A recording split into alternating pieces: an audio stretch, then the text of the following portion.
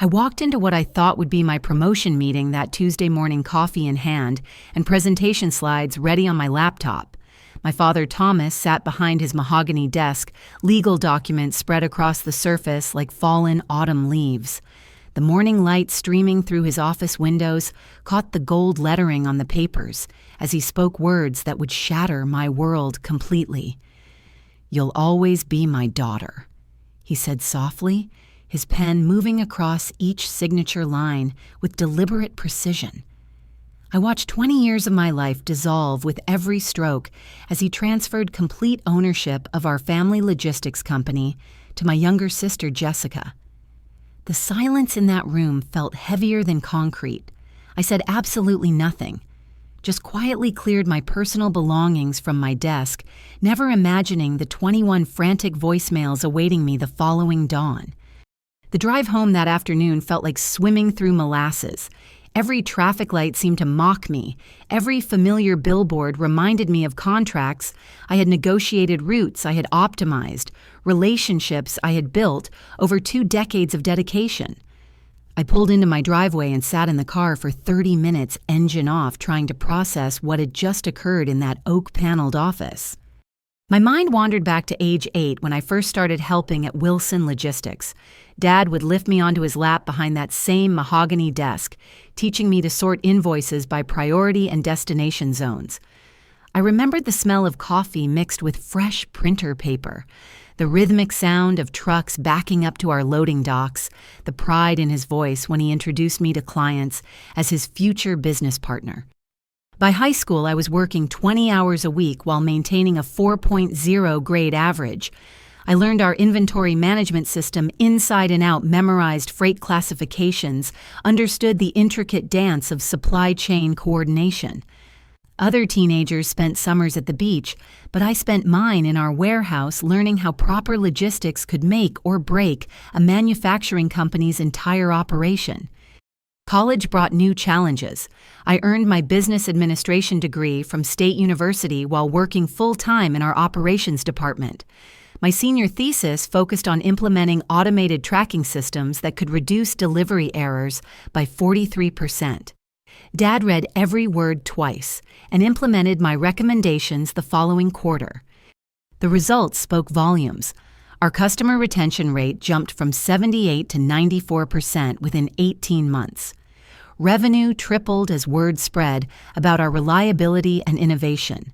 I negotiated partnerships with 3 major manufacturing firms, established our employee wellness program that reduced staff turnover by 60%, and created the customer feedback system that became our competitive advantage. Meanwhile, Jessica pursued her passion for fine arts at an expensive private college in California. She spent junior year studying sculpture in Italy, senior year painting in France. After graduation, she backpacked through Asia for 8 months, then moved to Portland to explore the music scene. Business discussions bored her. She yawned through the few board meetings she attended, usually checking her phone or sketching abstract designs on meeting agendas. But 3 months ago, something shifted. Jessica started showing unexpected interest in company operations.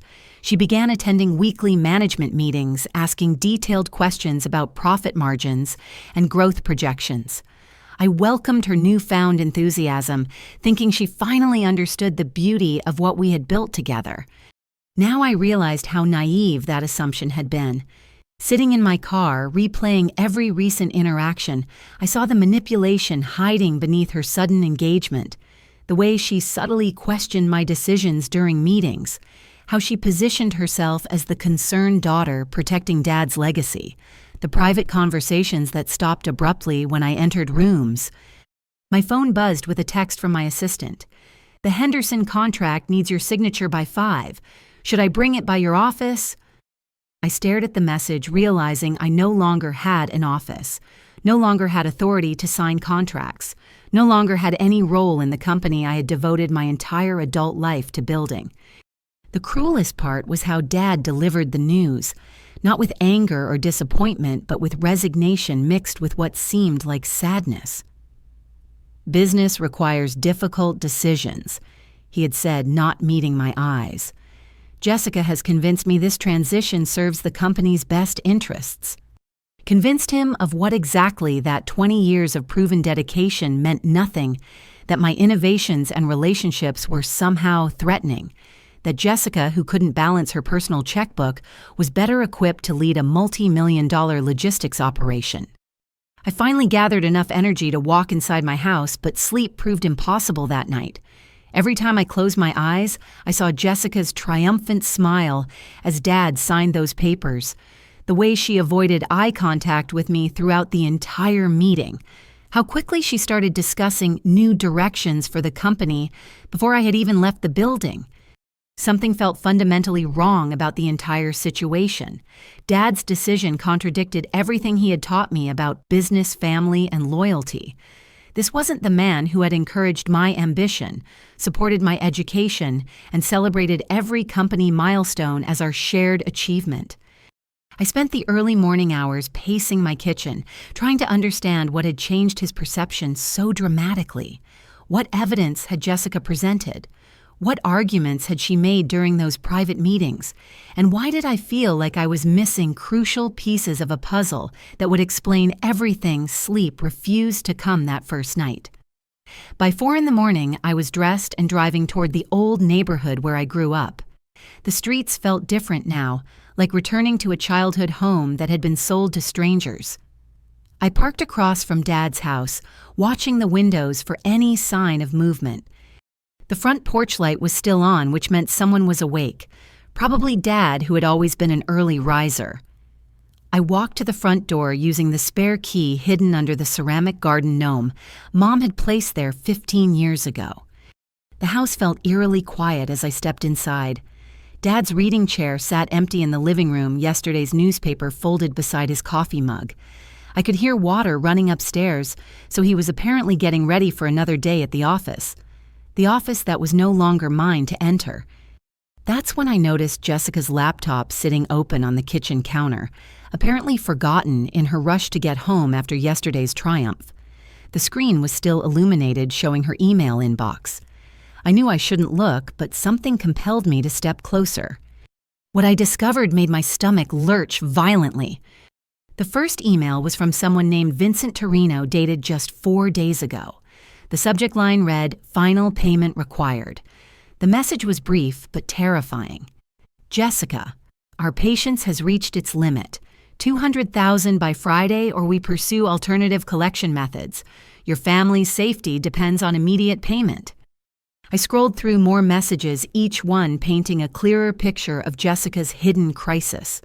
Bank statements showed gambling losses at underground poker games totaling $68,000 in the past 6 months. Online betting accounts revealed even larger losses on sports wagering and casino games. But the most damning evidence was a folder labeled Dad Conversations. Inside were audio recordings of phone calls between Jessica and our father dating back 3 months. I plugged in her earbuds and listened to the most recent one. "Dad, I'm really worried about Sonia," Jessica's voice said through the speakers. "I've been noticing some concerning behavior lately." "What kind of behavior?" Dad's voice sounded tired, slightly confused. "She's been making unauthorized changes to client contracts, and yesterday I saw her copying confidential files to a personal drive. I think she might be planning to start a competing business." My hands shook as I listened to her systematic destruction of my reputation. She had coached Dad through multiple conversations, feeding him specific concerns about my supposed disloyalty. Each recording showed her building a narrative that painted me as greedy, ambitious, and willing to betray family trust for personal gain. The final recording was the most devastating. Jessica had apparently called Dad the night before our meeting, reinforcing all her previous accusations while adding new ones. "I have proof that Sonia has been in contact with Hartwell Industries," she said, referring to our biggest competitor. "She's been sharing our customer lists and pricing strategies with them. I'm afraid if we don't act quickly, she'll destroy everything you've worked to build." None of it was true. Not a single accusation. But listening to Dad's responses, I could hear how the constant repetition of these lies had worn down his trust in me. Jessica had created doubt, where none should have existed, planted seeds of suspicion that grew into complete betrayal of our relationship. I continued scrolling through her files and found something even more shocking. Text message conversations with loan sharks revealed the true scope of her desperation. She owed money to multiple criminal organizations across the state. The messages contained explicit threats against her physical safety and increasingly aggressive demands for immediate payment. One message chain showed Jessica explaining her plan to use the family business as collateral for emergency loans. She'd already been in contact with predatory lenders who specialized in quick cash advances against business assets. The interest rates were astronomical, and the repayment terms would have bankrupted the company within months.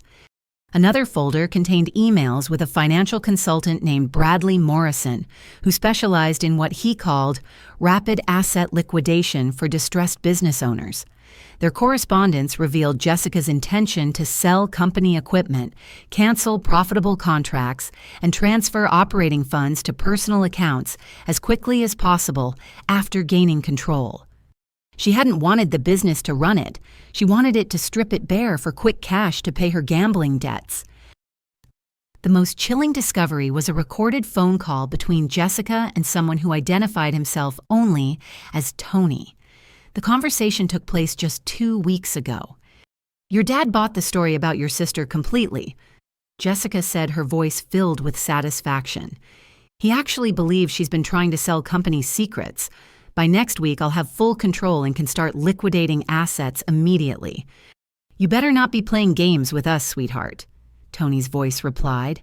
$200,000 by Friday, or your whole family learns what happens when people don't pay their debts." The conversation continued with Tony providing specific instructions on which company assets would be easiest to convert to cash quickly. He had obviously researched our business thoroughly and knew exactly what equipment and contracts would bring the highest prices in emergency sales. I sat in Dad's kitchen as dawn light filtered through the windows, trying to process the magnitude of Jessica's betrayal. She hadn't just lied about my loyalty to gain control of the company. She had systematically manipulated. Our father exploited his trust and put our entire family in danger to cover her gambling addiction. The woman I had grown up with, shared secrets with, supported through every challenge, had been willing to destroy my life, and Dad's legacy to escape the consequences of her own choices. I barely made it to the parking lot of Wilson Logistics before breaking down completely. 24 hours ago, I had pulled into this same spot thinking about quarterly projections and the Henderson contract. Now I sat in my car staring at the building where I had spent the majority of my adult life knowing I no longer belonged inside. Marcus Webb, our chief financial officer, knocked on my passenger window. I had worked closely with Marcus for 8 years, ever since Dad hired him away from a larger firm.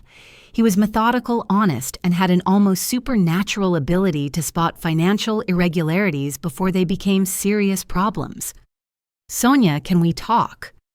His expression was more serious than I had ever seen it. I rolled down the window, not trusting myself to speak without crying again. "Not here," Marcus said, glancing toward the building. "Meet me at the coffee shop on 5th Street in 10 minutes. There are some things you need to know." The drive to Brewer's Corner felt like navigating through fog.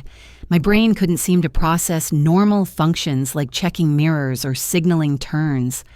I found Marcus already seated in a back booth, a manila envelope positioned between 2 untouched cups of coffee. "I've been waiting for the right moment to approach you," Marcus began without preamble. "What happened yesterday confirmed my worst fears about where this company is heading." He slid the envelope across the table. Inside were photocopies of financial documents I had never seen before, bank statements showing irregular transfers, email communications between Jessica and people I didn't recognize, timestamps proving someone had accessed confidential client files using administrative override codes. "I've been documenting irregularities for the past 6 weeks," Marcus explained. "It started when I noticed unusual account activity that coincided with your sister's increased involvement in company operations. Small amounts at first, but the pattern was concerning. The documents revealed a sophisticated scheme. Jessica had been creating false vendor accounts approving invoices for services that were never provided and redirecting payments to accounts she controlled. The individual amounts were small enough to avoid triggering automatic auditing protocols, but collectively, they totaled nearly $47,000. "She's been very careful," Marcus continued, "but she made one crucial mistake. She used the same routing number for 3 different fake vendors. That's when I started paying closer attention to her activities." More documents showed Jessica accessing client files she had no business reviewing. Customer contact information, pricing strategies, delivery schedules, and contract renewal dates had all been downloaded to external drives during late-night sessions when she thought no one would notice. "The security system logs every file access," Marcus explained.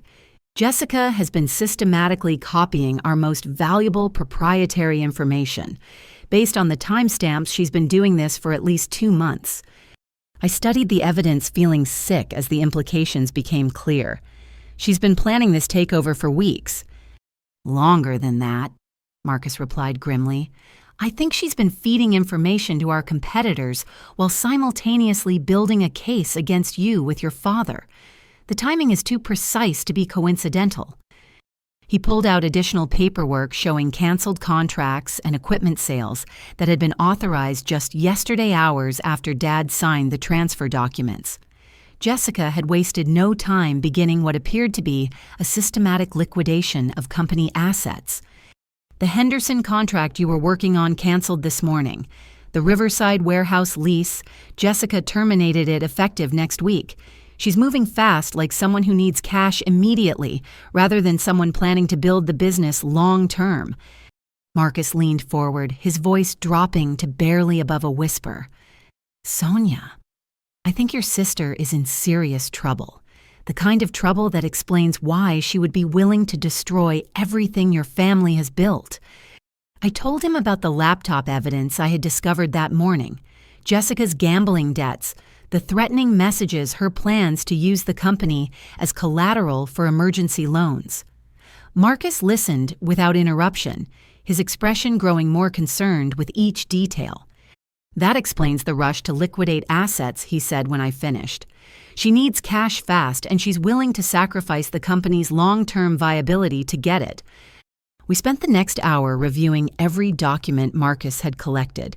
The evidence painted a clear picture of someone systematically stealing from the company while manipulating its owner to gain control. Jessica had been working multiple angles, simultaneously embezzling funds, selling proprietary information, and positioning herself as the responsible daughter, protecting the business from my supposed treachery.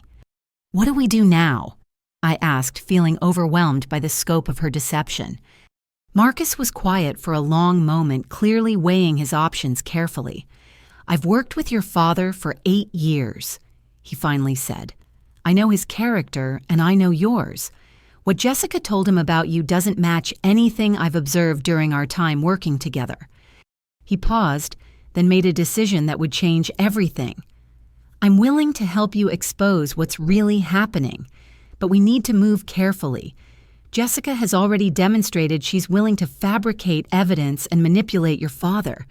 If she feels cornered, she might escalate her efforts to discredit you." "What are you thinking?" "We need irrefutable proof of her crimes before we confront anyone, documentation that can't be dismissed or explained away, and we need to understand the full scope of her plan before she can do irreversible damage to the company." Marcus outlined a risky strategy. We would continue gathering evidence while Jessica believed she had successfully eliminated me as a threat. He would maintain his position as CFO, documenting every transaction and decision Jessica made. Meanwhile, I would investigate her gambling debts and the people who were pressuring her for payment. "This is dangerous for both of us," Marcus warned. "If Jessica discovers what we're doing, she could destroy evidence or accelerate her timeline. And frankly, if she's involved with the kind of people who make violent threats over gambling debts, we need to be very careful about how we proceed." Despite the risks, I felt hope for the first time since walking into Dad's office the previous day. I wasn't alone in this fight. Marcus had seen through Jessica's manipulation and was willing to risk his own career to help expose the truth. "How much time do we have?" I asked. Marcus checked his watch and frowned. "Based on the asset sales she's already initiated, I'd estimate we have 48 hours before she does irreversible damage to the company's operational capacity. After that, even if we prove her crimes, there might not be enough left to save." We decided to split our efforts for maximum effectiveness. Marcus would focus on documenting Jessica's financial crimes from inside the company, while I investigated her gambling connections and the external pressures driving her desperation. My first stop was Valley Medical Center, where Dr. Elizabeth Patterson had been Dad's physician for the past 12 years. I called ahead, explaining that I was concerned about his recent decision-making and wanted to discuss whether any medical factors might be influencing his judgment. Dr. Patterson agreed to meet during her lunch break, but her expression when I arrived at her office told me she had been expecting this conversation. "I was wondering when someone from your family would contact me," she said, closing her office door behind us. "Your father's recent behavior during appointments has been concerning." She explained that Dad had been experiencing memory lapses and confusion during routine checkups. Simple questions about current medications or recent symptoms sometimes left him looking blank and frustrated. More troubling was his apparent inability to remember conversations they had during previous visits. Initially, I attributed it to normal aging and stress from running a demanding business, Dr. Patterson continued. But the symptoms have been progressing more rapidly than I would expect for someone his age. She pulled out a thick medical file. 3 months ago, I recommended neurological testing to rule out early-stage dementia. Your father scheduled the appointment but canceled at the last minute. When I called to reschedule, your sister Jessica told me that he was too busy with important business decisions to take time for unnecessary tests. The timeline aligned perfectly with Jessica's increased involvement in company operations. Did my father seem confused about the importance of those tests? That's what concerned me most, Dr. Patterson replied. During our initial discussion, your father was very interested in understanding his memory issues and committed to following through with testing. But when Jessica called to cancel, she claimed he had decided the symptoms weren't significant enough to warrant further investigation. Dr. Patterson had attempted to contact Dad directly several times, but Jessica always answered his phone and explained that he was too busy to discuss medical matters. Eventually, the doctor stopped calling, assuming the family had decided to address the memory concerns through other channels. "I should have been more persistent," she admitted, but Jessica assured me that she was monitoring his condition closely and would contact me if the symptoms worsened. I asked whether the type of memory loss Dad was experiencing could make him more susceptible to manipulation or false information. Dr. Patterson's expression grew even more serious. Absolutely, early-stage dementia often affects a person's ability to distinguish between reliable and unreliable sources of information. Family members who spend more time with the patient can significantly influence their perception of events, especially if they're providing consistent but inaccurate narratives. She explained that people experiencing cognitive decline often develop what doctors call confabulation, where they unconsciously fill memory gaps with information that seems plausible, even if it's not based on actual experiences. If someone were systematically providing false information about family relationships or business matters, a person with early dementia might accept that information as factual, especially if it's repeated consistently over time. The conversation confirmed my worst fears. Jessica hadn't just lied to Dad about my supposed disloyalty, she had exploited his medical vulnerability to make those lies seem believable. She'd isolated him from objective medical evaluation while positioning herself as his primary source of information about family dynamics. Dr. Patterson, would you be willing to document these concerns formally? My family is dealing with some serious business decisions, and I believe my father's medical condition is being exploited by someone who doesn't have his best interests at heart. She agreed immediately. I've been troubled by this situation for weeks. If your father's cognitive issues are being manipulated for someone else's benefit, that constitutes a form of elder abuse that I'm obligated to report. After leaving the medical center, I drove to the address I had found in Jessica's communications with Tony, one of her gambling creditors. The location turned out to be a legitimate-looking office building in the business district, but the third-floor suite housing Pacific Financial Services felt distinctly uncomfortable. The waiting room was empty except for a receptionist who looked like she moonlighted as a bouncer. She directed me to wait while she confirmed whether Mr. Anthony was available to discuss Jessica Wilson's account status. Tony emerged 5 minutes later, average height, expensive suit, and the kind of smile that didn't reach his eyes. "You must be the sister Jessica mentioned. Please come back to my office." His office was carefully decorated to project legitimacy, but something about the atmosphere felt threatening. Tony closed the door and offered me coffee, which I declined. "Jessica spoke very highly of you during our recent conversations." He began settling behind an imposing oak desk. "She mentioned you work in the family business." I explained that I was trying to understand the nature of Jessica's financial obligations and whether there might be payment alternatives that didn't involve liquidating business assets. Tony's smile became more predatory. "Your sister owes our organization $200,000 plus accumulated interest and fees. The debt originated from poker games and sports betting activities over the past 8 months. He opened a file folder and showed me documentation of Jessica's gambling losses. The individual amounts started small but escalated dramatically as she tried to recover previous losses through increasingly reckless bets. Jessica assured us that she would have access to significant business assets by this week. We extended her payment deadline based on those assurances. But our patience has limits, especially when family members become involved in the debt resolution process. The threat was clear, though delivered with businessman-like politeness. Tony expected payment by Friday, and he didn't particularly care whether it came from Jessica or other family members. "What happens if the payment doesn't arrive on time?" I asked, trying to keep my voice steady. "We pursue alternative collection strategies," Tony replied smoothly. Jessica signed agreements acknowledging that family assets could be considered collateral for her debts. We take those agreements very seriously.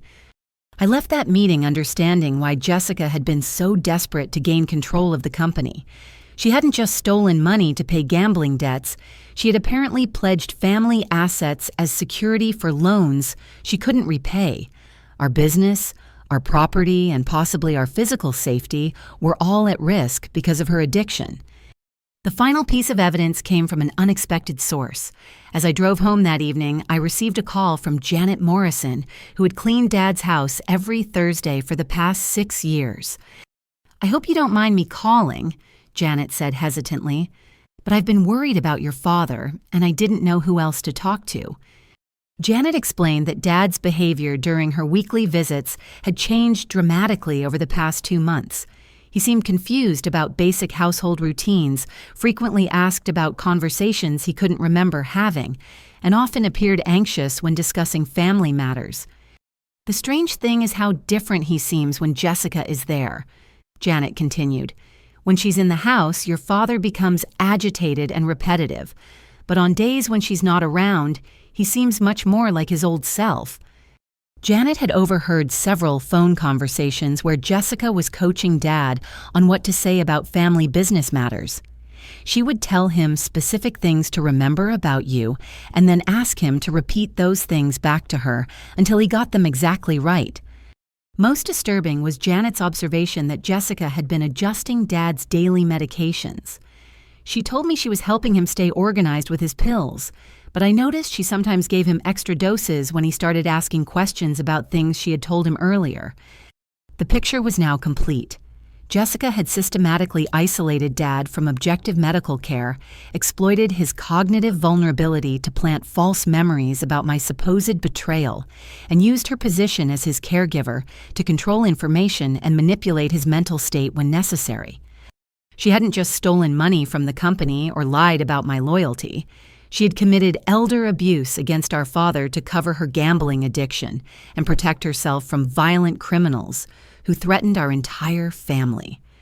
Working through the night, Marcus and I met at his home office to compile everything we had discovered. His kitchen table became our makeshift command center, covered with financial documents, medical records, and printed emails that painted a comprehensive picture of Jessica's systematic fraud. Marcus had spent the afternoon conducting what he called forensic accounting on Jessica's activities since gaining company control. The results were even worse than we had initially suspected. She's not just liquidating assets randomly, Marcus explained, pointing to a timeline he had created. There's a specific strategy here. She's targeting the company's most valuable and easily transferable resources first. The Henderson contract I had negotiated wasn't just canceled. Jessica had sold our exclusive delivery routes to Hartwell Industries for 37% below market value. The Riverside warehouse wasn't simply terminated, she had sold our remaining lease obligations to a competitor, giving them access to our strategic location in the industrial district. Look at this. Marcus continued showing me equipment sales records. Our 3 newest delivery trucks were sold yesterday to a liquidation company for 60 cents on the dollar. The same trucks that are financed through our business credit line, meaning she essentially sold collateral that secures company debt. Even more alarming were the personnel changes Jessica had implemented in just 2 days. She had terminated 5 longtime employees, including our head of customer relations and our most experienced logistics coordinator. These weren't cost-cutting measures. They were eliminations of people who understood the business well enough to question her decisions.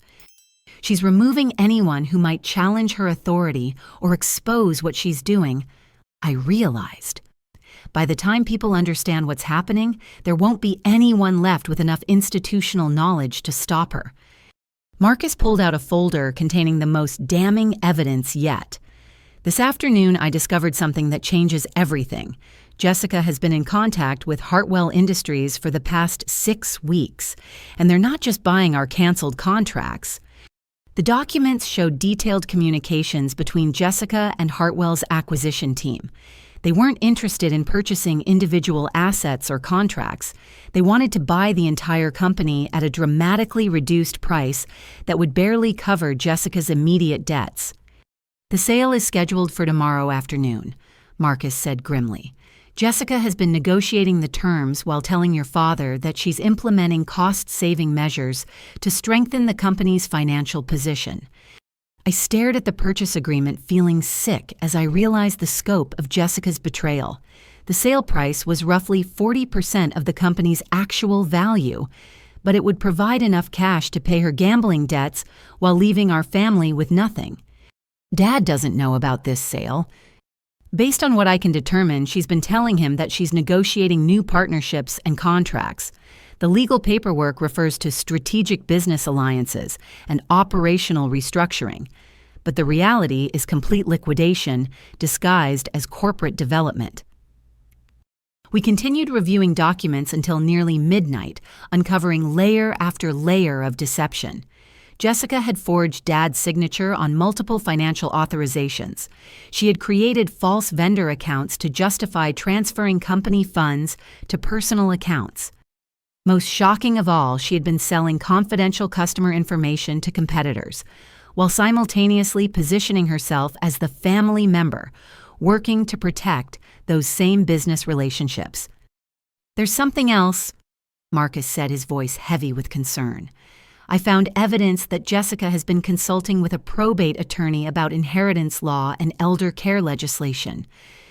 The consultation record suggested Jessica was researching legal mechanisms for gaining control over Dad's personal assets, in addition to the business. She had specifically inquired about guardianship procedures for family members experiencing cognitive decline. If she can have your father declared legally incompetent, she would gain complete control over his finances, his property, and his medical care decisions. The implications were terrifying. Jessica wasn't just stealing the company, she was planning to institutionalize Dad and seize control of everything he owned. Her gambling debts had apparently escalated beyond what even liquidating the business could cover. I called Dr. Patterson on her emergency line explaining what we had discovered about Jessica's consultation with probate attorneys. The doctor was alarmed but not entirely surprised. Elder abuse often escalates when the perpetrator feels cornered or desperate, she explained. If Jessica is facing immediate threats from her creditors, she might view complete control over your father's assets as her only option for long-term financial security. Dr. Patterson agreed to expedite Dad's neurological evaluation and provide medical testimony about Jessica's interference with his care. I can have him evaluated tomorrow morning by a specialist I trust.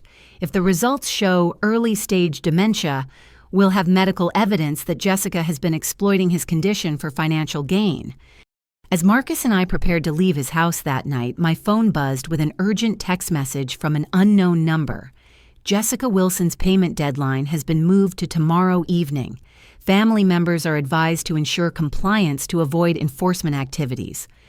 The message was signed Pacific Financial Services, Tony's organization. Jessica's creditors were apparently losing patience with the payment schedule and were now directly threatening our family. "We're running out of time," Marcus said, reading the message over my shoulder. "If Jessica completes the sale to Hartwell tomorrow, she'll have the cash to pay her debts, but your family will lose everything."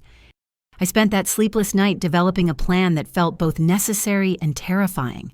We needed to prevent the company's sale while simultaneously protecting Dad from Jessica's manipulation. But confronting her directly might cause her to accelerate her timeline or take more desperate measures. "We need help," I told Marcus when he called at 6 a.m. "This is bigger than financial fraud. Jessica is committing elder abuse and she's involving our family with dangerous people. I think we need to contact law enforcement." Marcus had reached the same conclusion. "I've been researching federal regulations about elder abuse and business fraud. What Jessica is doing constitutes wire fraud, which is a federal crime. The FBI has a white-collar crime division that handles exactly these types of cases." We decided to contact Agent Sarah Rodriguez, who specialized in family-based financial crimes. Marcus had worked with her on a previous case involving embezzlement at his former company, and he trusted her discretion and expertise.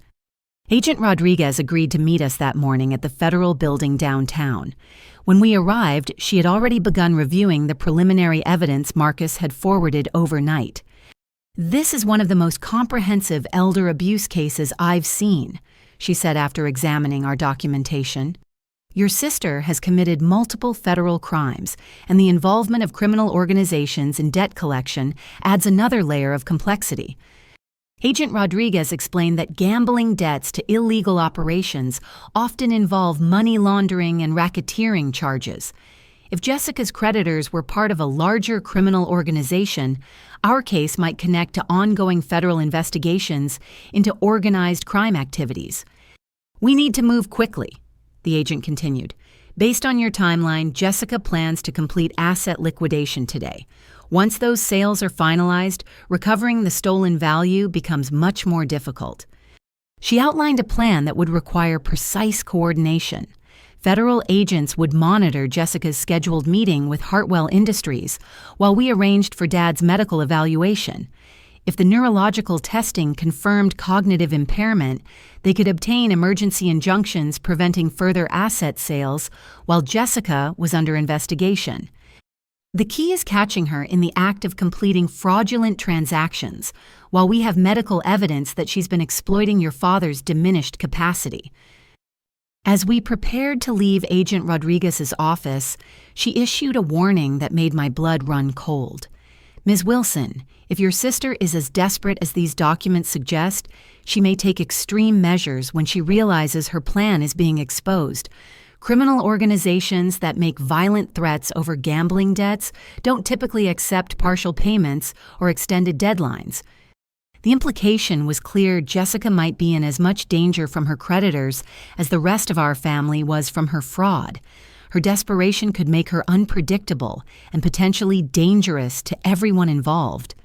The next morning brought an unexpected discovery that changed everything we thought we understood about Jessica's plan. While Dad was undergoing neurological testing at Valley Medical Center, I used my spare key to search Jessica's apartment for additional evidence. What I found hidden in her bedroom closet made me realize we had only scratched the surface of her deception. A fireproof safe carelessly left open in her rush to get to the Hartwell Industries meeting contained documents that revealed the true scope of her scheme. Estate planning paperwork showed that Jessica had convinced Dad to revise his will just 2 weeks ago, completely removing me as a beneficiary and leaving all personal assets to her. The new will cited irreconcilable differences regarding business philosophy and family loyalty as justification for my disinheritance. Attached notes in Jessica's handwriting revealed the manipulation tactics she had used to convince Dad that I was planning to have him declared mentally incompetent so I could seize control of his assets. Sonia has been researching guardianship law. One note read in Jessica's distinctive script: "She's planning to use your memory issues against you. I'm the only one protecting you from her schemes." The cruelest part was how she had twisted Dad's legitimate concerns about his cognitive decline into paranoia about my intentions. Medical appointments he couldn't remember became evidence that I was secretly consulting with doctors about his competency. Business discussions I had initiated became proof that I was planning a hostile takeover of his personal wealth. But the most shocking discovery was a recorded conversation between Jessica and Dad dated just 3 days ago. I plugged in headphones and listened to her systematically destroying our relationship while positioning herself as his protector. "I hate having to tell you this, Dad, but I found evidence that Sonia has been meeting with elder law attorneys," Jessica's voice said through the recording. "She's been asking about procedures for having family members declared incompetent." "That doesn't sound like Sonia," Dad's voice replied, but he sounded uncertain and tired. "I know it's hard to believe, but people change when money is involved. She's been resentful ever since you started including me in business decisions. I think she sees your memory issues as an opportunity to take control of everything." The recording continued with Jessica providing specific evidence of my supposed schemes. Phone calls I had supposedly made to attorneys' documents I had allegedly copied conversations I had apparently had with competitors about purchasing the company assets. None of it was true, but Jessica's delivery was so convincing, her concern so seemingly genuine, that I could understand how Dad might have believed her accusations. She had exploited his confusion and memory gaps to create false memories of my betrayal. More recordings revealed the extent of her psychological manipulation. Jessica had been systematically isolating Dad from friends and advisors who might have questioned her narrative. She convinced him that longtime business associates were secretly working with me to undermine his authority. Family friends who expressed concern about his well-being were portrayed as conspirators in my supposed plot. The final folder contained Jessica's research into private care facilities for dementia patients. She had visited 3 expensive institutions in remote locations, apparently planning to have Dad committed immediately after gaining control of his assets. Her notes were chilling: need facilities with limited visitor access and strict confidentiality policies. Goal is to minimize outside contact that might interfere with asset management decisions. Jessica hadn't just planned to steal Dad's money. She intended to isolate him completely while she liquidated his life's work. The care facilities she had selected were more like prisons than medical centers designed to keep residents separated from family members who might challenge their treatment. I photographed every document in the safe before carefully replacing everything exactly as I had found it. Jessica's apartment showed signs of hasty packing, suggesting she was preparing to leave town as soon as her financial obligations were resolved. My phone rang as I was leaving the building. Marcus's voice was tense with urgency. "Sonia, we have a problem. Jessica moved up the Hartwell meeting to this afternoon, and she's demanding immediate closing. They're planning to complete the sale today instead of tomorrow." The timeline had collapsed. Instead of having until tomorrow evening to stop Jessica's plan, we now had less than 4 hours before she sold the company and disappeared with enough money to pay her debts and start over somewhere else. "There's more," Marcus continued. "I just received a call from building security. Jessica spent an hour in your father's office this morning, and they heard what sounded like an argument. When security checked on the situation, they found your father sitting alone, looking confused and upset. Agent Rodriguez confirmed our worst fears when I called her emergency line. Jessica had apparently convinced Dad to sign additional authorization documents during their morning meeting. Financial transfer forms that would give her complete access to his personal bank accounts, investment portfolios, and real estate holdings. We're expediting the federal injunction, but the paperwork won't be ready until tomorrow morning, Agent Rodriguez explained.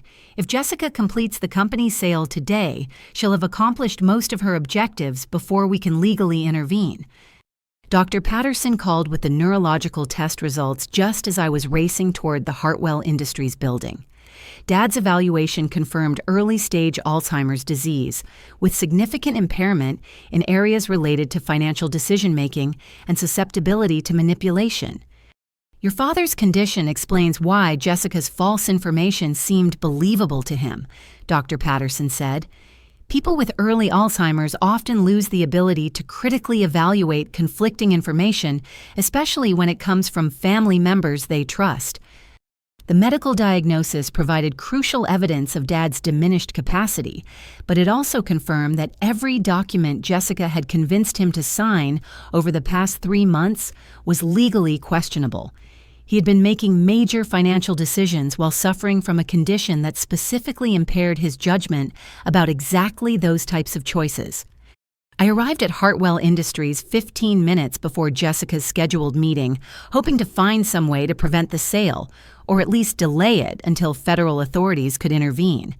But as I sat in the parking lot watching Jessica's car pull up to the building, I realized that direct confrontation might be our only remaining option.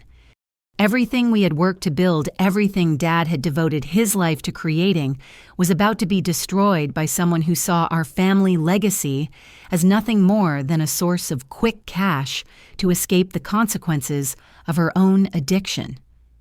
My phone rang just as Jessica disappeared into the Hartwell Industries building. Dr. Patterson's name appeared on the screen, and her voice carried an urgency I hadn't heard before.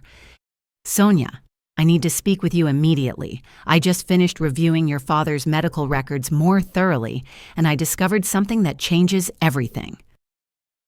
She explained that while organizing Dad's file for the federal investigation, she had found appointment records that didn't match her memory of recent visits.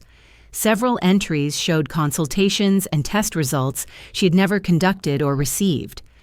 "Someone has been falsifying medical records in your father's file, entries that make his cognitive decline appear more severe than my actual observations indicated.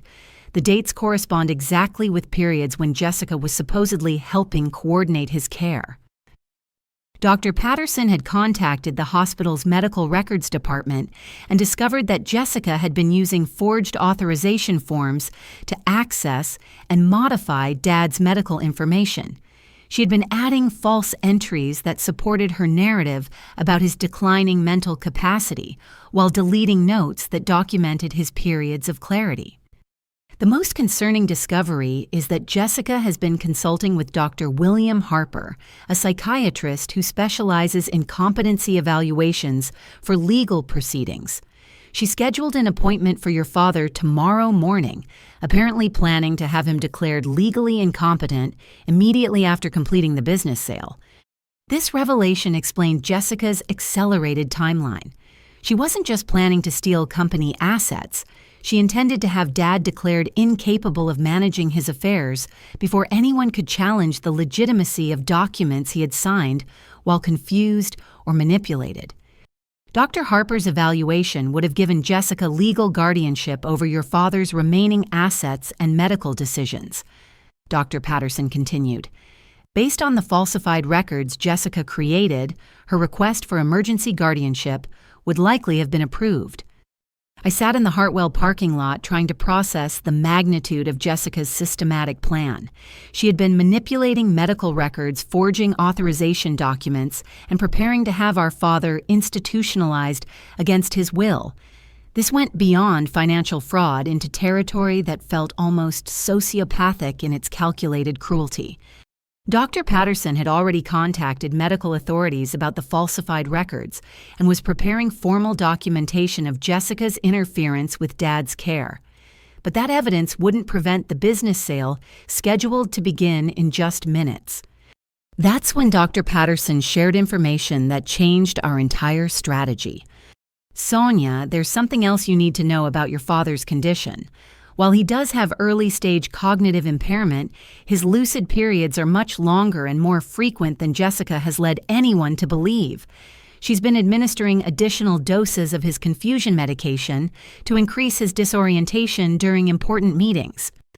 My father's housekeeper, Janet Morrison, had been documenting these medication irregularities for weeks, worried that Jessica was not following proper dosing schedules. Her detailed notes showed a clear pattern. Dad received extra medication on days when Jessica needed him to be confused or compliant.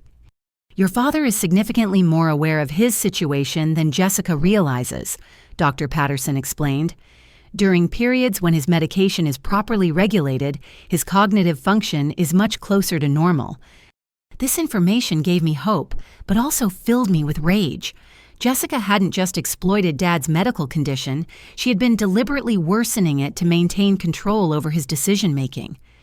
I called Marcus with a desperate idea that felt like our last chance to stop the sale. What if Dad is more aware of what's happening than Jessica thinks? What if we could reach him during one of his lucid periods and help him understand what she's been doing? Marcus was skeptical but willing to try anything. "Where is your father now?" "Probably at home, recovering from this morning's medical appointment. If Jessica is in this meeting for the next 2 hours, we might have a window to talk with him while she can't interfere."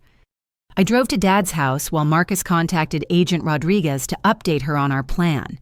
If we could help Dad understand Jessica's deception during a clear mental period, he might be able to revoke the authorizations she had obtained through manipulation. Janet Morrison met me at the front door, looking relieved to see me. "Your father has been asking about you all morning," she said quietly. "He seems more like himself today than he has in weeks." I found Dad sitting in his favorite chair, looking tired but alert. When he saw me, his expression shifted through confusion, recognition, and what looked like relief. "Sonia," he said, his voice stronger than I had heard it in months. "I've been so confused about everything that's been happening. Jessica told me things about you that didn't make sense, but I couldn't seem to think clearly enough to question them." For the next hour, I carefully explained what we had discovered about Jessica's gambling debts, her manipulation of his medical records, and her plan to liquidate the company. I showed him copies of the evidence Marcus and I had gathered, watching his expression change from confusion to horror to anger. "She's been lying to me about everything," he said. Finally, his voice filled with pain and betrayal. I knew something felt wrong about the decisions I was making, but she convinced me that my confusion was making me unable to trust my own judgment about family matters. Dad's clarity during this conversation was remarkable. He understood the financial implications of Jessica's fraud, the legal consequences of her elder abuse, and the danger our family faced from her gambling creditors. "We need to stop that sale immediately," he said, reaching for his phone. "And I need to revoke every document I signed while she was manipulating my medication and my thinking." But when Dad tried to call Hartwell Industries, we discovered that Jessica had been even more thorough than we realized. She had apparently told the company that he was suffering from severe dementia, and that any contact from him should be ignored as the confused ramblings of someone no longer capable of making business decisions. "Mr. Wilson, we appreciate your call, but Ms. Wilson has explained your medical situation to us," the Hartwell receptionist said when Dad identified himself. "All business communications need to go through your daughter, Jessica, who has your power of attorney for company matters." Dad's face flushed with anger and humiliation. Jessica had not only stolen his company, she had destroyed his credibility with the people who were buying it. That's when Dr. Patterson called with news that would give us the leverage we needed to stop Jessica's plan completely. Dr. Patterson's call brought unexpected support from someone we hadn't considered as an ally. Sarah Chen, the head of accounting, who had been mysteriously terminated the previous month, had been conducting her own investigation into Jessica's activities. Sarah contacted me after hearing about the federal investigation, Dr. Patterson explained. She has evidence that could completely destroy Jessica's credibility and expose the full scope of her crimes. Sarah arrived at Dad's house 30 minutes later, carrying a briefcase full of financial documents she had copied before her termination. Her story revealed another layer of Jessica's systematic fraud. Jessica didn't just fire me. Sarah began setting up her laptop on Dad's dining room table. She framed me for financial irregularities to remove someone who was starting to question unusual account activity. Sarah had noticed discrepancies in the company's financial records 6 weeks ago, small amounts disappearing from various accounts invoices for services that didn't match any vendor contracts she could find, and equipment sales that weren't properly documented in the asset management system. When I brought these concerns to Jessica, she told me I was making mistakes due to stress and suggested I take some time off to get my personal issues sorted out. But Sarah had continued investigating on her own time, creating backup copies of every suspicious transaction she discovered. Her evidence showed systematic embezzlement totaling over $800,000, much more than Marcus and I had initially calculated. Jessica created an entire network of false vendor accounts, Sarah explained, showing us detailed spreadsheets tracking the fraudulent transactions. She would approve invoices for non-existent services, then redirect payments to accounts she controlled. The most damaging evidence was a series of recorded conversations Sarah had secretly made when Jessica started pressuring her to stop asking questions about financial irregularities. "You need to understand that Mr. Wilson's condition makes him very sensitive to stress," Jessica's voice said through Sarah's laptop speakers.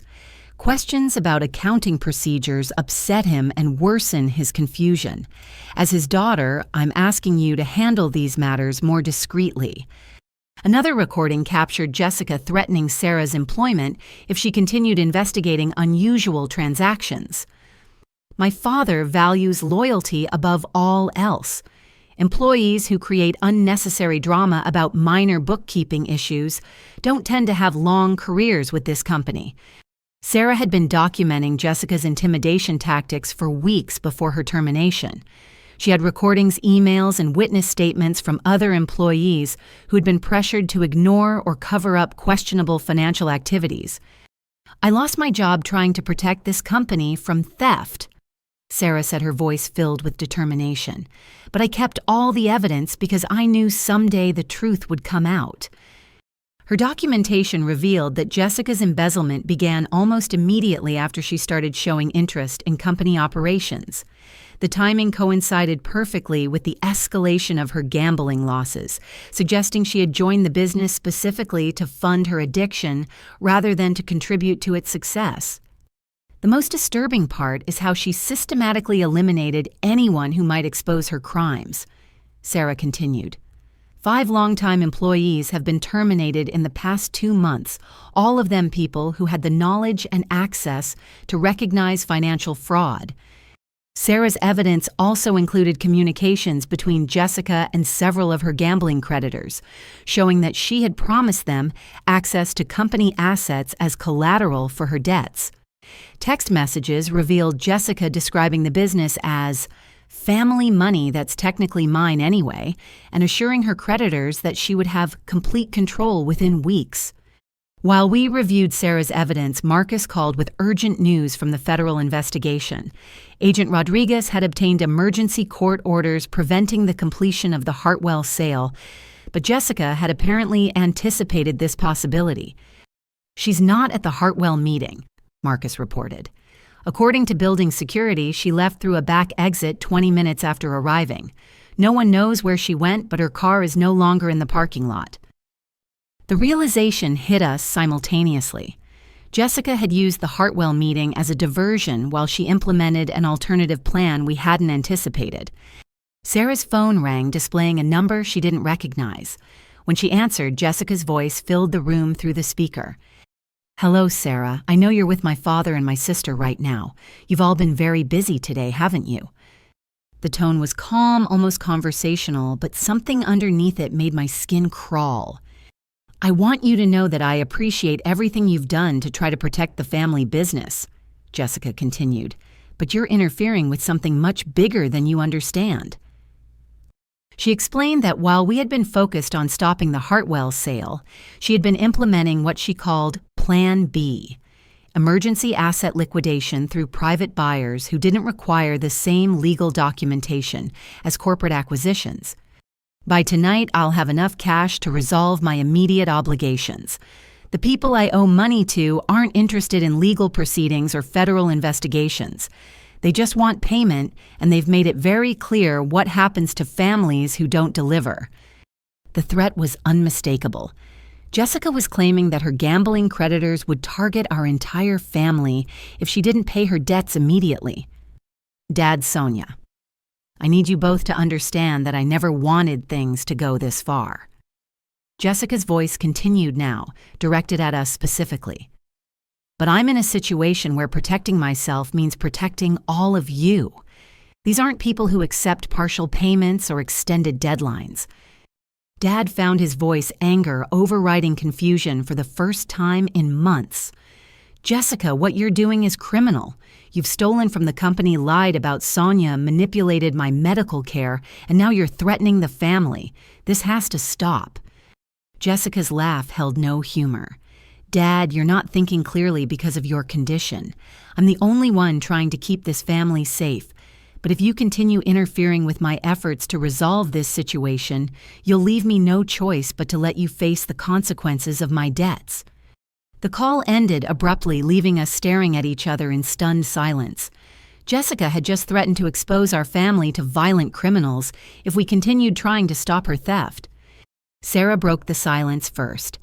"She's lost touch with reality if she thinks threatening your family will make her crimes disappear.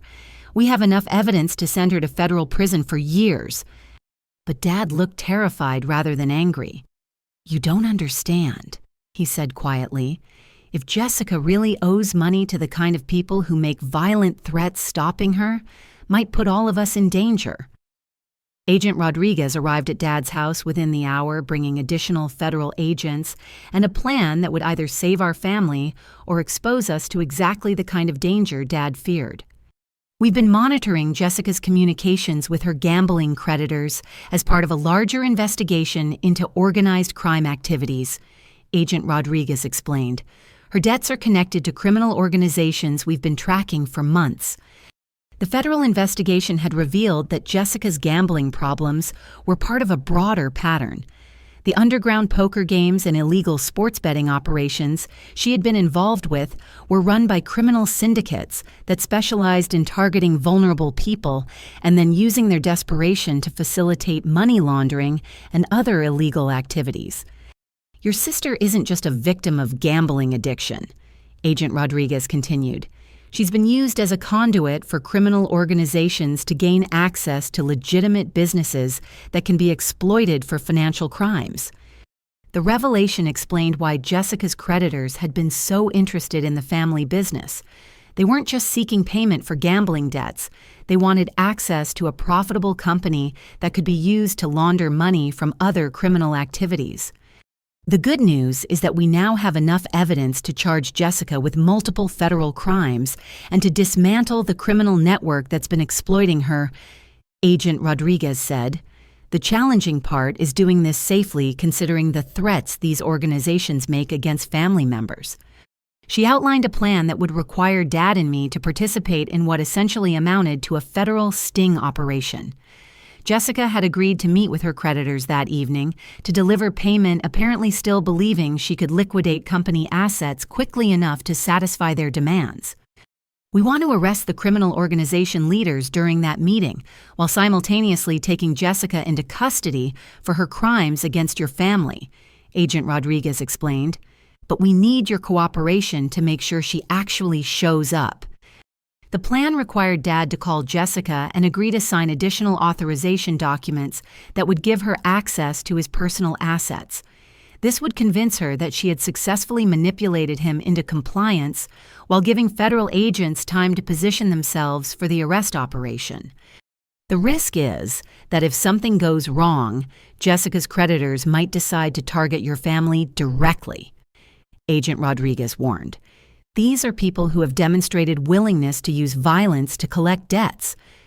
Dad was quiet for a long moment, considering the implications. When he finally spoke, his voice was steady and determined. Jessica made her choices when she decided to steal from the family and lie about Sonia.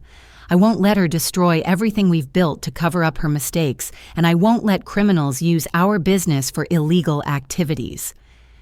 Sarah offered to help coordinate the sting operation using her knowledge of the company's financial systems. Marcus agreed to provide technical support for documenting the asset transfers Jessica would attempt during the meeting with her creditors.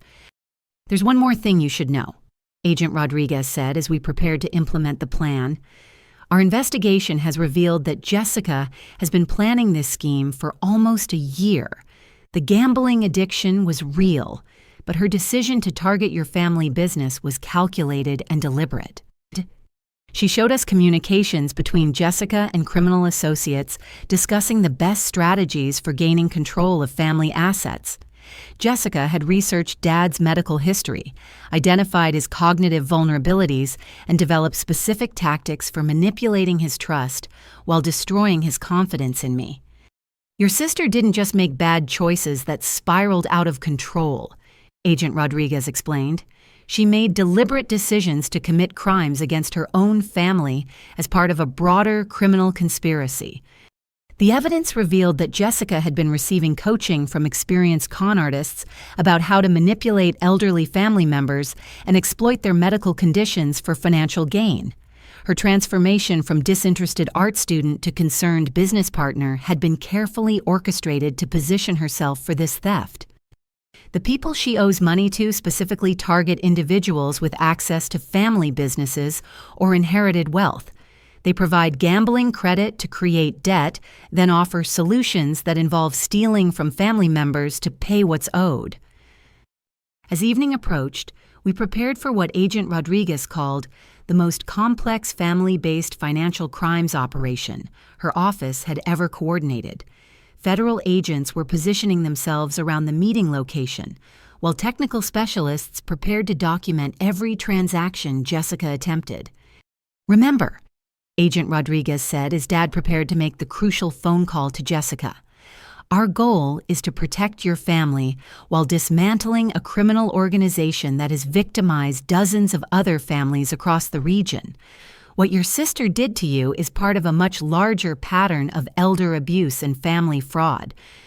Dad's hands shook slightly as he dialed Jessica's number, but his voice was clear and confident when she answered. "Jessica, I've been thinking about our conversation this afternoon. I realize now that you're trying to protect the family, and I want to help you resolve this situation safely." Jessica's response was immediate and filled with relief. "Dad, I'm so glad you understand. I know this has been confusing for you, but I really am trying to do what's best for everyone. I'm prepared to sign whatever documents you need to access my personal accounts." Dad continued following the script Agent Rodriguez had provided. "But I want to be present when you meet with these people tonight. As the family patriarch, I should take responsibility for resolving this crisis." There was a long pause before Jessica responded. "Dad, that's not necessary. These are dangerous people and your condition makes you vulnerable to stress. I can handle this meeting on my own." "I insist," Dad said firmly. "This is my family and my responsibility. Text me the location and time and I'll meet you there." After ending the call, we waited in tense silence for Jessica to respond. When her text arrived 20 minutes later, Agent Rodriguez smiled grimly. "She's agreed to meet at exactly the location we expected.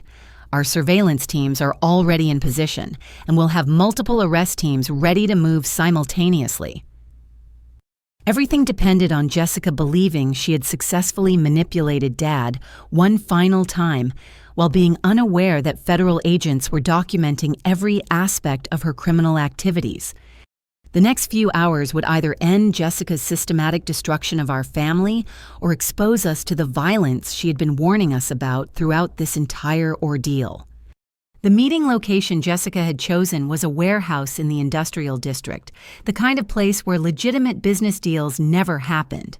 Agent Rodriguez confirmed that federal surveillance teams had identified at least 6 individuals associated with the criminal organization already present at the location. "This is bigger than just collecting Jessica's gambling debt," Agent Rodriguez explained through her earpiece as we approached the warehouse. "Our intelligence suggests they're planning to use tonight's meeting to finalize arrangements for laundering money through your family business." Dad sat beside me in the passenger seat, looking more alert and focused than I had seen him in months. The clarity that came with understanding Jessica's manipulation had apparently strengthened his resolve to protect what remained of our family. "I keep thinking about when Jessica was 8 years old," Dad said quietly as we parked a block away from the warehouse. "She fell off her bike and scraped her knee badly. Instead of crying or asking for help, she lied and told me that Sonia had pushed her." He shook his head sadly. I knew even then that Jessica had a tendency to blame others for problems she created herself, but I never imagined she would be willing to destroy her own family to avoid facing the consequences of her choices. Agent Rodriguez's voice crackled through our earpieces. "Target has arrived at the location. We're observing Jessica entering the warehouse with a briefcase and what appears to be legal documents. All arrest teams are in position." The plan required Dad and me to enter the warehouse 15 minutes after Jessica giving federal agents time to position themselves and begin recording the criminal conspiracy. Our role was to provide testimony about Jessica's crimes while she was in the presence of her criminal associates. Remember, Agent Rodriguez had warned us earlier. Once we initiate arrests, the situation could become unpredictable very quickly. These are people who have demonstrated willingness to use violence, and they may view your family as obstacles to their criminal activities. As we approached the warehouse entrance, I could hear voices through the thin metal walls. Jessica's voice, higher pitched than usual, was explaining something urgently to people who responded with short, aggressive questions. "I told you the family business was worth $8 million, Jessica was saying. "But my father's condition has made liquidating assets more complicated than I anticipated." A man's voice, presumably Tony from Pacific Financial Services, responded with barely contained anger. "Complications weren't part of our agreement, sweetheart. You promised payment tonight, and we've already invested significant resources in this operation." Through a grimy window, we could see Jessica standing in the center of the warehouse, surrounded by 5 men in expensive suits. Her briefcase was open on a makeshift table, papers scattered across the surface. She looked terrified, but was trying to project confidence. "The federal investigation has frozen some company accounts temporarily," Jessica continued, her voice shaking slightly. "But my father is signing documents tonight that will give me access to his personal assets. We're talking about real estate worth over $3 million, plus investment accounts and insurance policies." Another voice, rougher than Tony's, interrupted her explanation. "You've been feeding us promises for weeks while your debt keeps growing with interest and penalties. Our patience has run out." That's when Dad and I entered the warehouse, following Agent Rodriguez's instructions exactly. The conversation stopped immediately as all eyes turned toward us. "Dad," Jessica said, her relief obvious, "thank you for coming. These gentlemen are here to help us resolve the financial issues I mentioned." Dad walked toward the group with surprising confidence, his voice clear and strong. "Jessica, I think it's time we had an honest conversation about what's really been happening with our family business." The change in his demeanor was remarkable. Gone was the confused, manipulated man Jessica had been controlling for months. In his place stood the decisive business leader who had built Wilson Logistics from nothing. "Gentlemen," Dad continued, addressing Jessica's creditors directly, "I'm Thomas Wilson, and I believe my daughter has been misrepresenting both her authority over family assets and our willingness to be involved in whatever business arrangements you've made with her." Jessica's face went pale. "Dad, your condition makes these conversations confusing for you. Why don't you let me handle the business discussions?" "My condition," Dad's voice rose with genuine anger. You mean the condition you've been deliberately worsening by manipulating my medication, or the condition you've been lying about to doctors and lawyers to gain control over my assets? The criminal associates looked confused, clearly not understanding the family dynamics they had walked into. Tony stepped forward, his patience obviously exhausted. I don't care about your family problems, he said coldly. Jessica Wilson owes us $200,000 plus interest. Someone is paying that debt tonight, or we start pursuing alternative collection methods. That's when Agent Rodriguez's voice came through hidden speakers positioned around the warehouse. Federal agents, everyone remain exactly where you are and place your hands where we can be seen.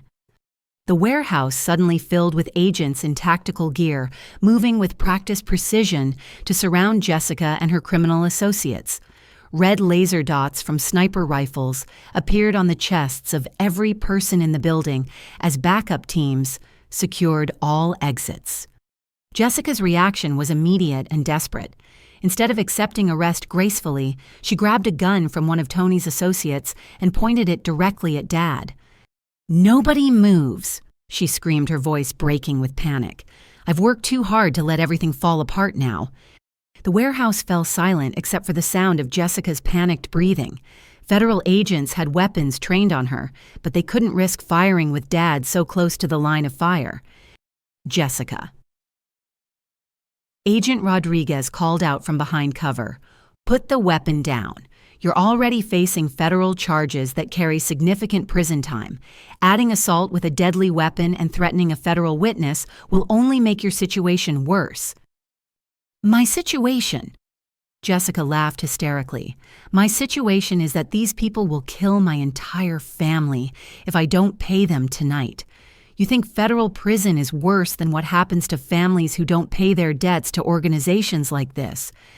Tony and his associates were lying flat on the ground, hands zip-tied behind their backs, but Tony managed to speak.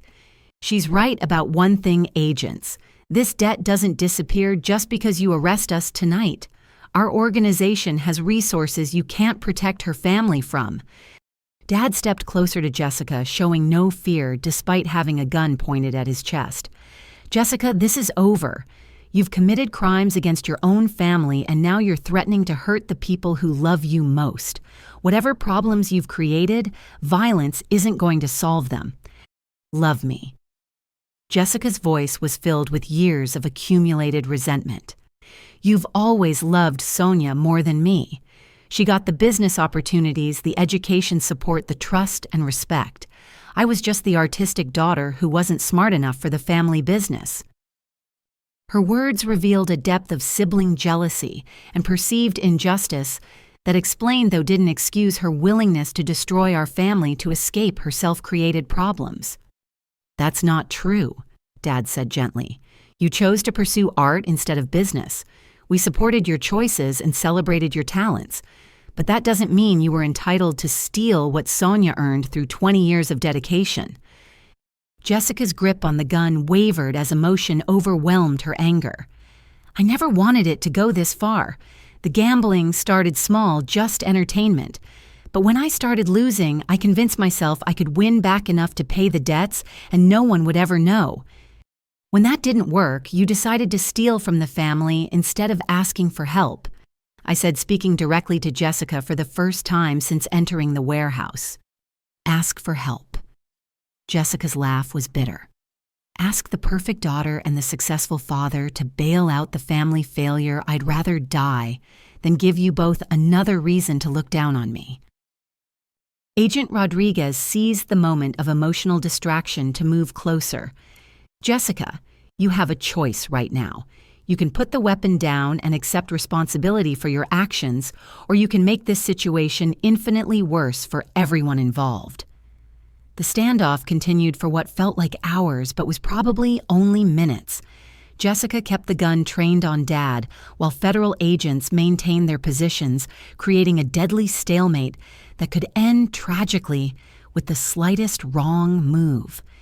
That's when my phone buzzed with an incoming call from an unknown number.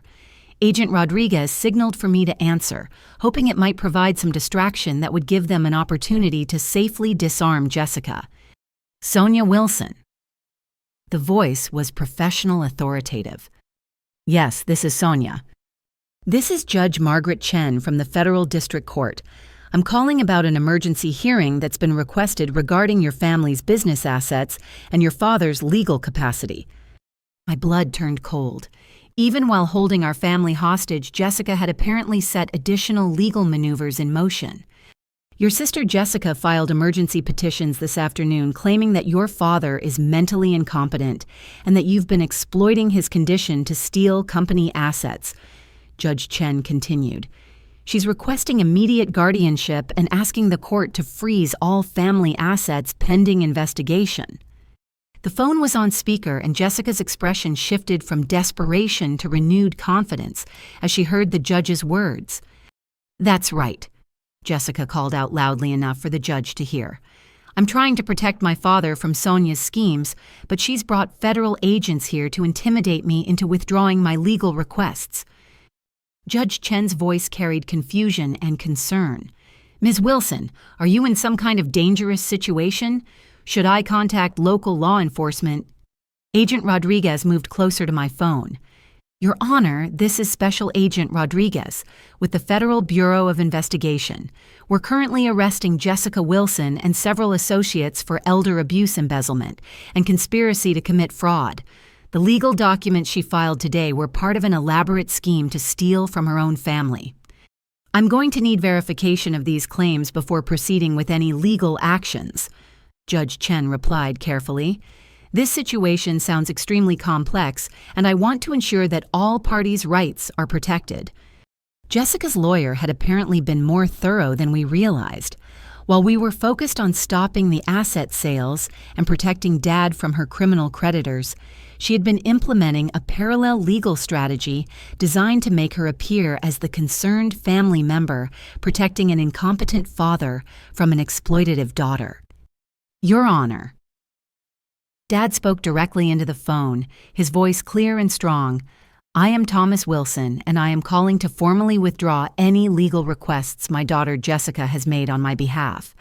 I was not mentally competent to authorize those requests when they were filed due to medication manipulation and systematic psychological abuse. Mr. Wilson, I'll need medical documentation and formal legal representation before I can make any determinations about your capacity or the validity of documents filed in your name, Judge Chen replied. Dr. Patterson, who had been monitoring the situation from Agent Rodriguez's mobile command unit, requested to speak with the judge directly. Your Honor, this is Dr. Elizabeth Patterson, Mr. Wilson's treating physician. I have comprehensive medical evidence showing that Jessica Wilson has been falsifying medical records and manipulating her father's medication to impair his decision-making capacity. The phone conversation was providing exactly the distraction Agent Rodriguez needed. While Jessica focused on the legal implications of the judge's call, federal agents were slowly repositioning themselves for a coordinated response. But Jessica noticed the movement and became even more agitated. "Everyone stop right there!" she screamed, pressing the gun closer to Dad's chest. "I know what you're trying to do, and I won't let you destroy the only chance I have to save my family from these criminals." Tony, still lying on the warehouse floor with his hands restrained, managed to speak loud enough for everyone to hear. For what it's worth, the girl's right about the consequences of not paying her debts. Our organization doesn't forget family members who interfere with debt collection. Agent Rodriguez had heard enough. Mr. Torino, you're already facing federal racketeering charges. Continuing to make threats against victims' families will add additional decades to your prison sentence. Prison sentences don't scare people in our line of work, Agent. We have resources outside these walls that extend far beyond what your federal protection programs can handle. The criminal organization's threats added another layer of complexity to an already dangerous situation. Even if we successfully arrested Jessica and her immediate criminal associates, their broader network might continue targeting our family for interfering with their illegal activities. Judge Chen had been listening to the entire exchange and was beginning to understand the true scope of what was happening. This appears to be a federal criminal matter that extends far beyond family business disputes. I'm ordering all civil proceedings suspended pending resolution of the criminal charges. Jessica's last hope for legal legitimacy had just disappeared. The court would not be granting her emergency guardianship or freezing family assets to prevent my supposed exploitation of Dad's condition. Jessica. Agent Rodriguez called out, "You no longer have any legal avenues for claiming authority over your family's assets. Your gambling creditors are in federal custody. Your civil court petitions have been suspended. The only choice left is whether you surrender peacefully or continue making the situation worse." But Jessica's response revealed the depth of her psychological breakdown. "You still don't understand," she said, her voice taking on an almost childlike quality. "I never wanted to hurt anyone. I just wanted to be important to this family for once. Sonia always got the attention, the opportunities, the respect. I thought if I could save the business from her supposed betrayal, Dad would finally see me as the responsible daughter."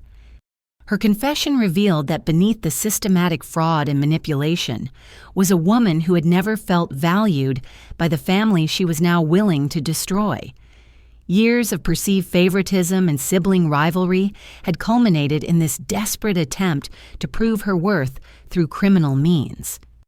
The gambling addiction was real. Jessica continued, tears streaming down her face.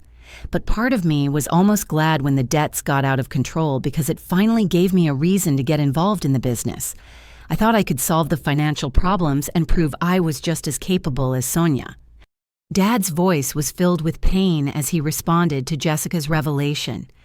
"Jessica, you were always important to this family. Your artistic talents, your creativity, your unique perspective on life, all of those things made us proud. But you chose to see yourself as less valuable because you weren't interested in business. I convinced myself that stealing from the company was really protecting it." Jessica said, her grip on the gun loosening slightly. That lying about Sonia was really saving Dad from being exploited. I created this whole narrative where I was the hero and everyone else was the threat. Agent Rodriguez recognized that Jessica's emotional breakdown might provide the opportunity they needed to end the standoff safely. What happened next shocked everyone in the warehouse, including the federal agents who thought they understood the complete scope of Jessica's crimes. Dad slowly reached into his jacket pocket, moving carefully to avoid startling Jessica or triggering a violent response from the federal agents positioned around them. "Jessica," Dad said calmly, "there's something I need to show you, something that might help you understand why your plan was never going to work." He pulled out a small digital recording device, the kind lawyers use for dictating notes. Jessica stared at it in confusion, while Agent Rodriguez signaled her team to remain ready but hold their positions. "I've been recording our conversations for the past 3 weeks." Dad explained, his voice steady despite the gun still pointed at his chest. "Not all of them, but enough to document what you've been doing to me and to this family." Jessica's face went white as the implications of his words sank in. "That's impossible. Your condition makes you too confused to plan something like that." "That's what you wanted everyone to believe," Dad replied. "And for a while, your medication manipulation and constant gaslighting made me question my own judgment about everything. But I had moments of clarity, especially when you weren't around to interfere with my thinking." He activated the recording device and Jessica's voice filled the warehouse with devastating clarity. "Dad, I need you to understand that Sonia has been meeting with competitors behind your back," the recorded Jessica said. "I have proof that she's been sharing customer lists and pricing information with Hartwell Industries." "That doesn't sound like something Sonia would do," Dad's recorded voice replied, but he sounded uncertain and tired. "I know it's hard to believe, but I've seen the evidence. She's planning to start her own company using everything she's learned from working at Wilson Logistics. The only way to protect what you've built is to transfer control to someone you can trust." The recording continued with Jessica systematically dismantling my reputation while positioning herself as Dad's only protection against my supposed schemes. But what made the recording truly damaging was Dad's questions between Jessica's accusations. "Jessica, how do you know about these meetings with competitors? Have you been following Sonia or investigating her activities?"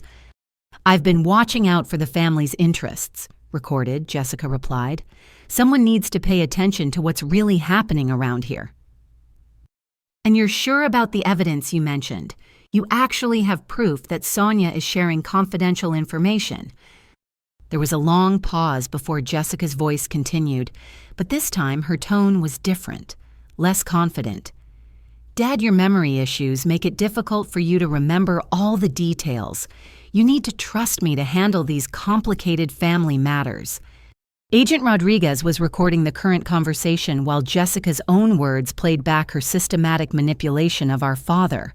The contrast between Jessica's confident accusations and her evasive responses to direct questions revealed the fraudulent nature of her claims.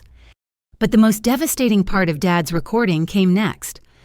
"Jessica, I want to ask you directly," Dad's voice said through the device. "Have you been honest with me about Sonia's supposed betrayal? Are you telling me the truth about these meetings with competitors and stolen customer information?" The silence on the recording stretched for almost 30 seconds before Jessica finally responded. "Dad, these questions upset me because they suggest you don't trust my judgment. I'm trying to protect this family, and questioning my motives makes me feel like you don't appreciate what I'm doing."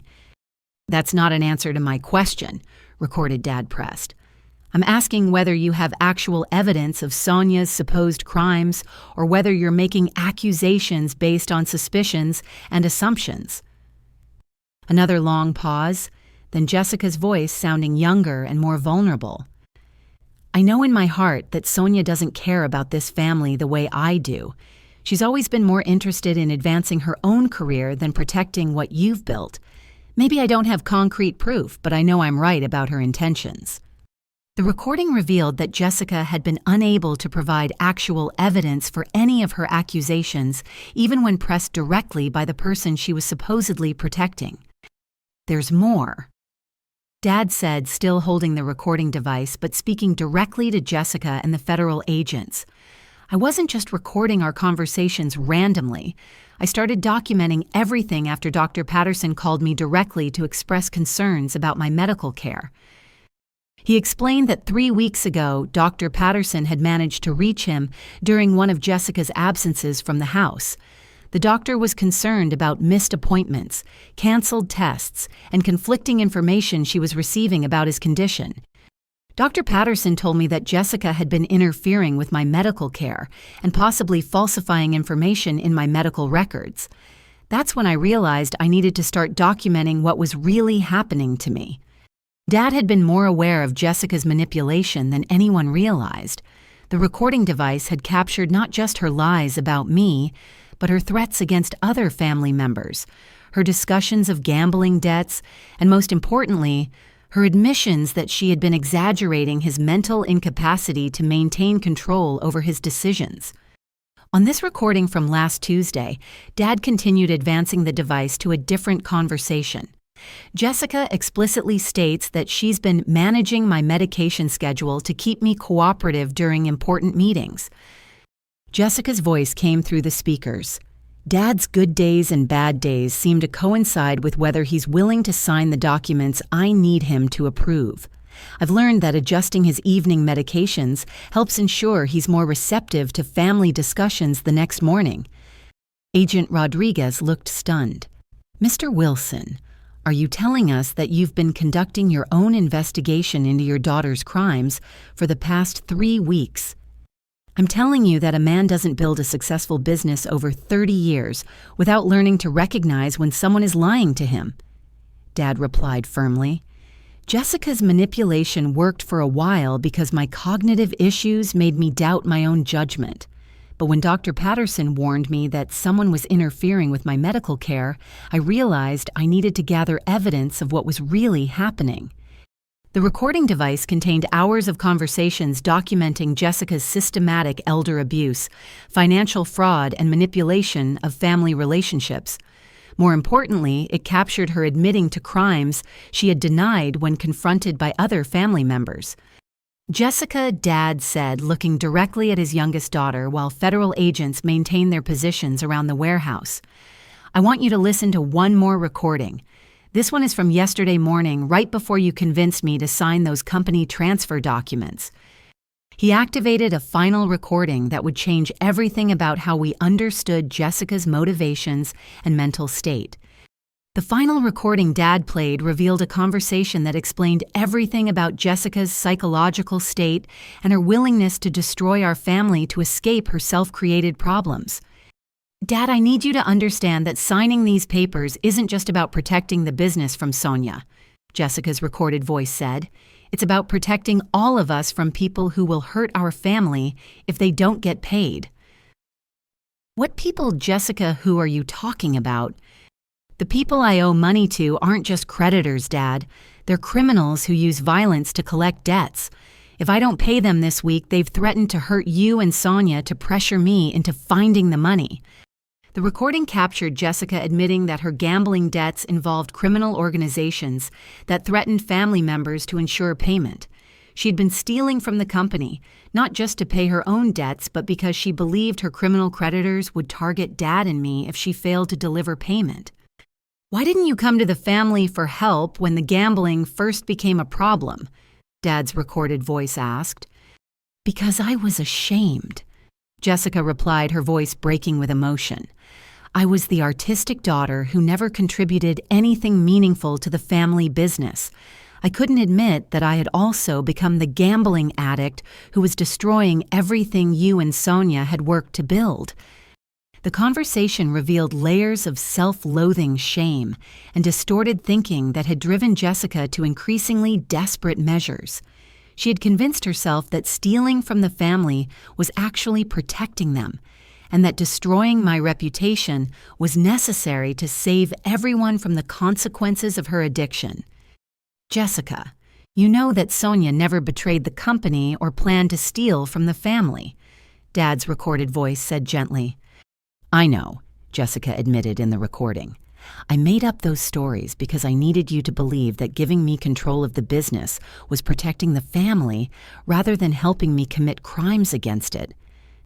The recorded confession was legally devastating, but it also revealed a woman who understood the wrongfulness of her actions while feeling unable to stop the escalating cycle of lies and theft.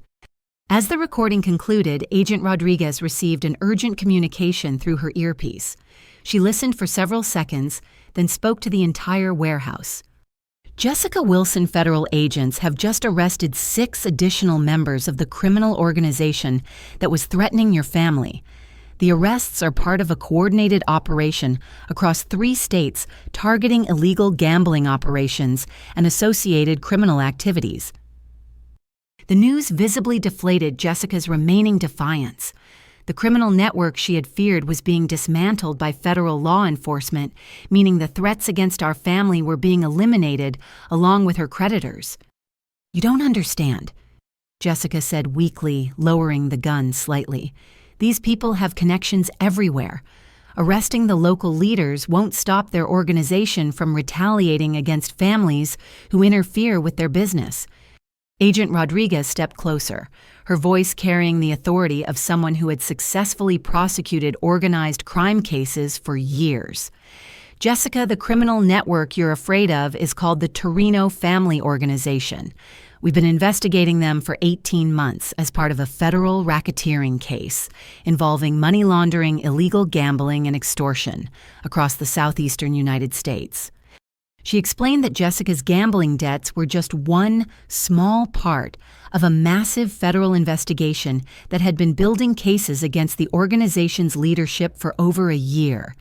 The arrests tonight would effectively dismantle the group's operations in our region. "The people who threatened your family will be in federal prison for decades," Agent Rodriguez continued. Their organization will be bankrupted through asset forfeiture proceedings. There will be no retaliation because there will be no organization left to retaliate. Jessica stared at the agent, trying to process the information that her desperate criminal scheme had been unnecessary. The threats that drove her to steal from our family and manipulate Dad's medical condition were about to disappear through federal law enforcement action. "But my debts," Jessica said quietly. "I still owe them $200,000. Debts to criminal organizations engaged in illegal gambling operations are not legally enforceable," Agent Rodriguez replied. "You don't owe money to people who are about to be convicted of federal racketeering charges." The revelation that Jessica's gambling debts were about to become legally meaningless seemed to break whatever psychological hold they had maintained over her decision-making. She lowered the gun completely and sank to her knees in the middle of the warehouse. "I destroyed my family for nothing," she whispered. "Everything I did to Dad and Sonia was for nothing." That's when the warehouse doors opened and additional federal agents entered. But these agents were escorting someone I hadn't expected to see. Dr. William Harper, the psychiatrist Jessica had planned to use for having Dad declared incompetent, walked into the warehouse accompanied by federal investigators. "Dr. Harper has agreed to cooperate with our investigation in exchange for leniency regarding his participation in Jessica's scheme," Agent Rodriguez announced. "He's prepared to testify about the fraudulent competency evaluation Jessica requested and the illegal guardianship proceedings she was attempting to initiate." Dr. Harper looked ashamed as he addressed Dad directly. "Mr. Wilson, I want to apologize for agreeing to participate in what I now understand was an elaborate elder abuse scheme. Your daughter convinced me that you were suffering from severe dementia and that your other daughter was financially exploiting your condition." The doctor explained that Jessica had provided falsified medical records and coach testimonies designed to make Dad appear incapable of managing his own affairs. The competency evaluation scheduled for the next morning would have been rigged to support Jessica's guardianship petition. "I should have conducted independent medical verification before agreeing to evaluate your capacity," Dr. Harper admitted. "Jessica's documentation seemed thorough, but I failed to follow proper protocols for ensuring its authenticity." Agent Rodriguez had one final surprise that would complete the federal case against Jessica and her criminal associates. Mr. Wilson Dr. Harper has provided us with recordings of his conversations with Jessica, where she explicitly discusses her plans to have you declared incompetent so she could liquidate your assets to pay gambling debts to criminal organizations. The additional evidence meant Jessica would face federal charges for elder abuse, wire fraud, money laundering conspiracy, and attempting to defraud federal bankruptcy proceedings. The sentences for these crimes could total several decades in federal prison. But as I watched Jessica kneeling on the warehouse floor, crying and surrounded by federal agents, I felt something I hadn't expected: profound sadness for the sister I had lost to addiction, shame, and distorted thinking. 6 hours later, after Jessica had been taken into federal custody and the criminal organization members had been transported to federal holding facilities, Dad and I found ourselves sitting in Agent Rodriguez's office trying to process everything that had happened. "The good news is that your family is safe and the threats against you have been eliminated," Agent Rodriguez said, reviewing the paperwork from the evening's arrests. "The criminal organization that was pressuring Jessica has been effectively dismantled, and their leaders will be facing federal prison sentences that ensure they won't be threatening anyone for decades." The financial recovery process would be more complex. Jessica had successfully stolen over $800,000 from company accounts, sold equipment worth hundreds of thousands more, and canceled contracts that would take months to renegotiate. But Agent Rodriguez was optimistic about recovering most of the stolen assets.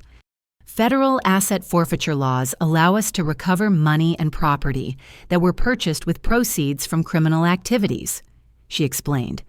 "We've already frozen the accounts where Jessica deposited stolen company funds, and we're working to reverse the equipment sales she conducted through fraudulent authorization. More importantly, the legal documents Jessica had used to gain control of company assets were being invalidated based on evidence of fraud, elder abuse, and Dad's compromised mental state during the signing process. Dr. Patterson's medical testimony and your father's own recordings provide compelling evidence that Jessica exploited cognitive impairment to obtain fraudulent authorization for financial transactions. Agent Rodriguez continued, "Courts take elder abuse very seriously, especially when it involves systematic manipulation of someone's medical condition." Dad had been quiet throughout most of the debriefing, but finally spoke up with a question that had been troubling him since the warehouse confrontation. "Agent Rodriguez, do you think Jessica understood how wrong her actions were, or did her gambling addiction and desperation impair her judgment to the point where she genuinely believed she was protecting the family?" The question reflected Dad's struggle to reconcile his love for Jessica with the magnitude of her crimes against our family. Agent Rodriguez considered her response carefully. "Based on the evidence we've collected, including the recordings your daughter made and Dr. Harper's testimony, Jessica demonstrated clear understanding that her actions were criminal and harmful to her family," the agent replied. "Her decision to manipulate medical records, forge documents, and systematically lie about Sonia's supposed crimes shows deliberate planning rather than impaired judgment." She explained that gambling addiction could certainly contribute to poor decision-making, but it didn't excuse systematic fraud, elder abuse, and conspiracy with criminal organizations. Jessica made calculated choices to commit crimes against her family rather than seek help for her addiction or accept responsibility for her debts, Agent Rodriguez concluded. Those choices reflect character issues that extend beyond the influence of gambling addiction. The conversation was interrupted by Dr. Patterson, who had been monitoring Dad's medical condition throughout the evening's traumatic events. "Mr. Wilson, I want to discuss your cognitive evaluation results and what they mean for your ongoing medical care," Dr. Patterson said, joining our meeting. The neurological testing had confirmed early-stage cognitive impairment, but Dr. Patterson explained that Dad's condition had been significantly worsened by Jessica's medication manipulation and psychological abuse.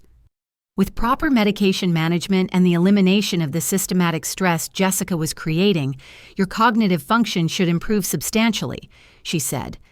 "The confusion and memory issues you've been experiencing were partly medical and partly the result of deliberate manipulation designed to make you question your own judgment."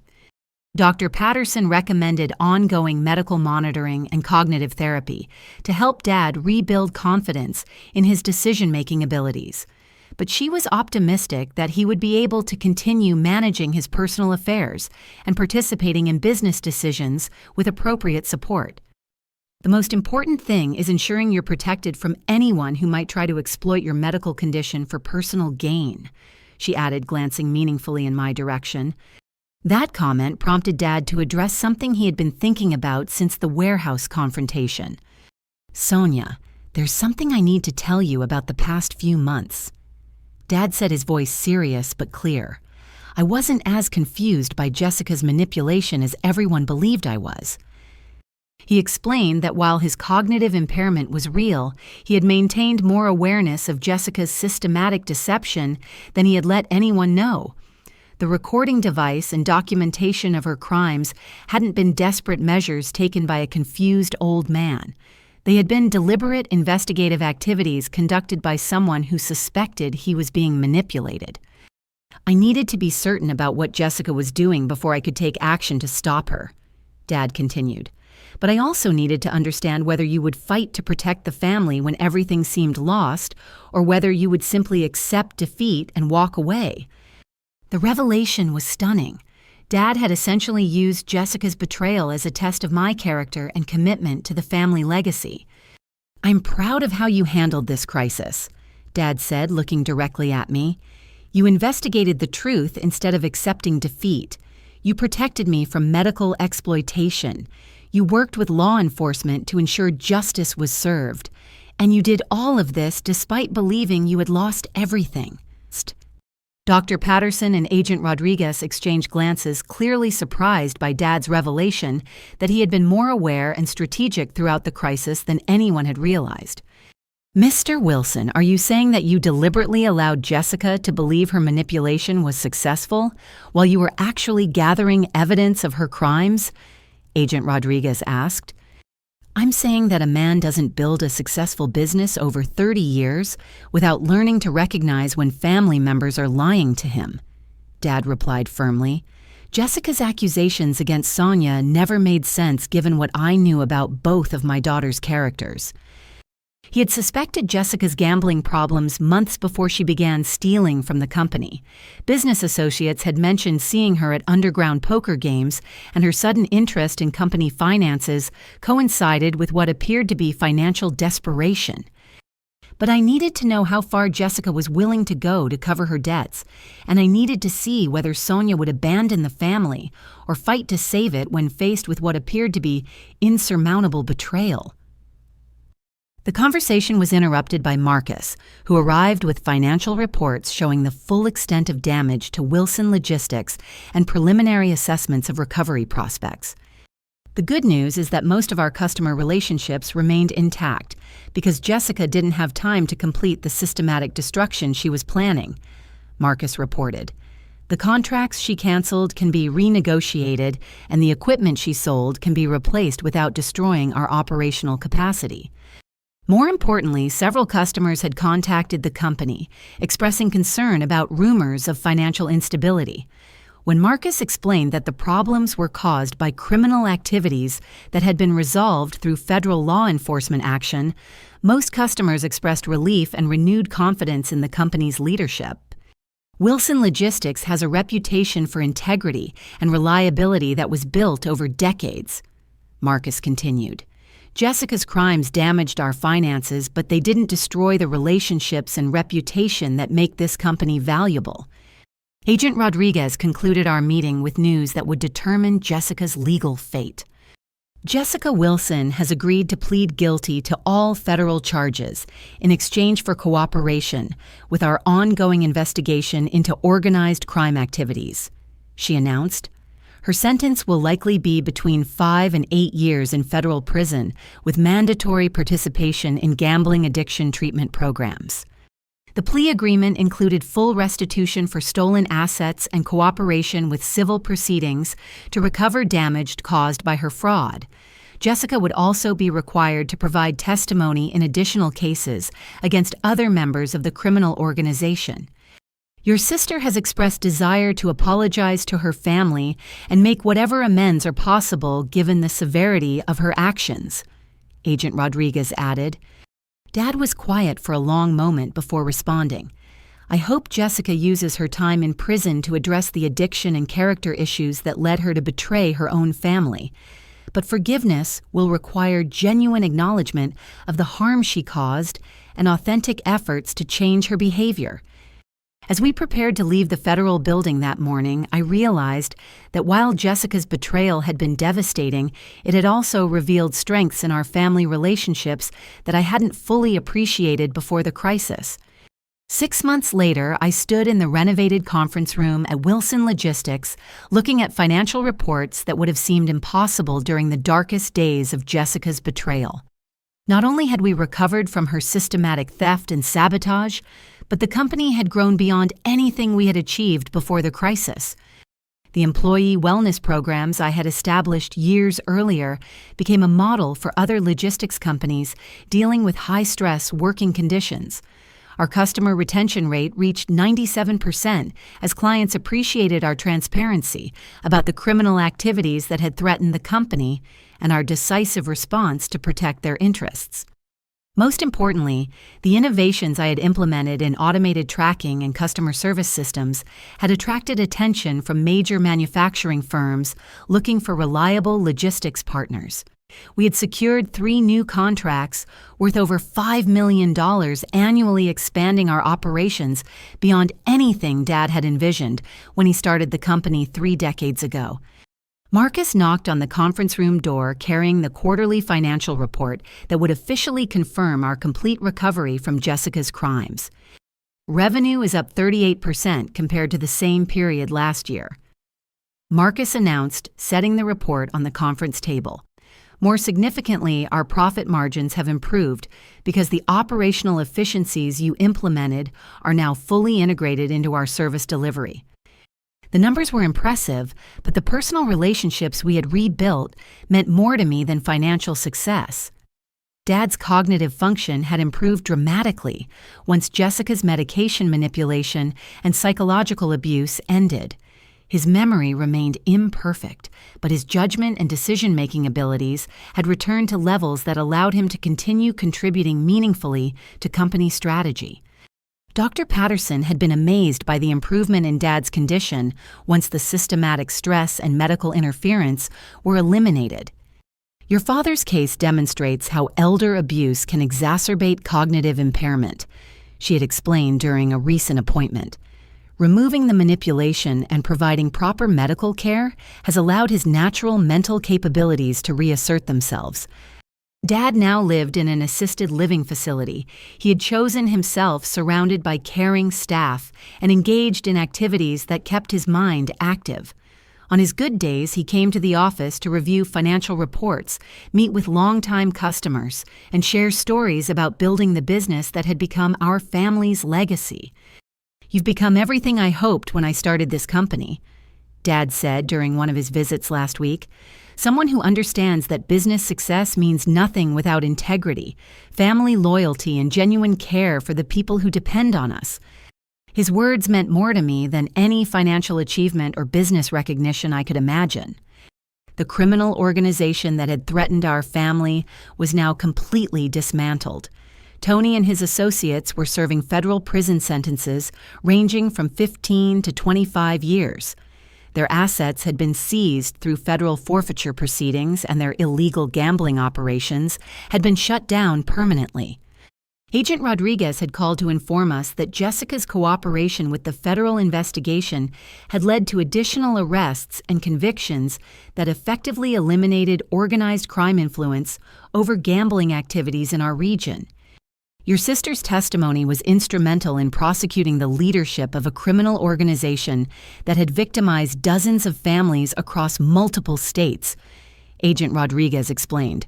"Her cooperation doesn't excuse her crimes against your family, but it has prevented other families from experiencing similar exploitation." Jessica was currently serving a 6-year sentence in federal prison with mandatory participation in gambling addiction treatment and financial responsibility counseling. She had written several letters expressing remorse for her actions and requesting eventual reconciliation with the family. But Dad and I had agreed that meaningful relationship repair would require demonstrated change over years rather than months. "Forgiveness is possible," Dad had said when discussing Jessica's letters, "but trust must be rebuilt through consistent actions over time. Jessica's crimes against our family were too systematic and deliberate to be dismissed based on written apologies alone." The most satisfying aspect of our recovery was the positive impact on our employees and their families.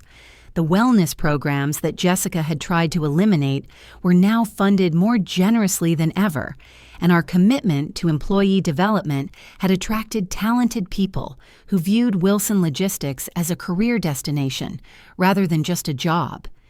Sarah Chen had returned as our head of accounting with additional responsibilities for fraud prevention and financial security. Her experience investigating Jessica's crimes had made her invaluable in developing systems to prevent future internal theft. What happened with Jessica taught us that family businesses are particularly vulnerable to exploitation by people who understand the trust relationships that exist between family members, Sarah explained during a recent staff meeting. "We've implemented safeguards to ensure that no individual, regardless of family connections, can manipulate company assets without multiple layers of verification." The new security measures included independent auditing separation of financial responsibilities and mandatory background checks for anyone with access to company accounts. These precautions felt necessary given what we had learned about the sophisticated nature of Jessica's fraud. But perhaps the most important change was the improvement in communication between Dad and me. The crisis had eliminated any pretense or uncertainty about our mutual respect and shared commitment to the company's values. I realized during the worst days of Jessica's betrayal that I had never explicitly told you how much your contributions meant to the success of this business, Dad said during a recent father-daughter dinner. I assumed you knew, but assumptions can be dangerous when family relationships are under stress. We now had weekly meetings focused not just on business matters, but on personal goals, family relationships, and plans for eventually transitioning company leadership as Dad's condition requires additional support. The difference between you and Jessica wasn't just your commitment to the business, Dad observed. It was your understanding that success requires building something larger than yourself rather than simply taking what you believe you deserve. This afternoon, as I reviewed contracts for 2 additional major clients who wanted to partner with Wilson Logistics, my phone rang with a call I had been expecting but dreading. "This is Jessica," the voice said when I answered. "I know I don't have the right to ask for your time, but I was hoping we could talk." She was calling from federal prison where she would remain for another 4.5 years.